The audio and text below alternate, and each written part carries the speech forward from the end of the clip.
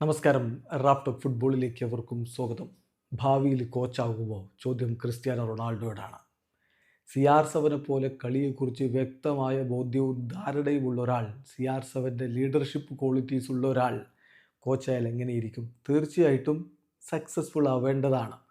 നമുക്ക് മുന്നിൽ ഒരുപാട് മാതൃകകളുണ്ട് സക്സസ്ഫുള്ളായ കോച്ചുമാർ, അതായത് പ്ലെയേഴ്സ് കോച്ചുമാരായി മാറിയവർ. പെപ് ഗാർഡിയോളയും കാർലോ ആഞ്ചലോട്ടിയും സിനദിൻ സിദാനും ഒക്കെ അടക്കം ഒരുപാട് പേരെ നമുക്ക് എണ്ണി പറയാൻ പറ്റും. ആ രൂപത്തിൽ ക്രിസ്ത്യാനോ റൊണാൾഡോ കോച്ചായാൽ വലിയ നേട്ടങ്ങളിലേക്ക് പോവില്ലേ എന്നുള്ളതാണ് ചോദ്യം. CR7 തന്നെ അത് ചോദിക്കുന്നു, കോച്ചാവുമോ? അദ്ദേഹത്തിൻ്റെ ഏറ്റവും പുതിയ ഇൻ്റർവ്യൂവിൽ അദ്ദേഹം പറയുന്നു, കോച്ചാവുക എന്ന് പറഞ്ഞാൽ ഇപ്പോൾ എനിക്ക് പറയാൻ പറ്റുക I will never become A coach എന്നുള്ളതാണ്. ഞാൻ ഒരിക്കലും കോച്ചാവില്ല എന്നാണ്. ഞാൻ ഇമ്പോസിബിൾ എന്നുള്ള വാക്ക് പറയുന്നില്ല, അത് വളരെ ഹാഷായിട്ടുള്ള വേർഡാണ്.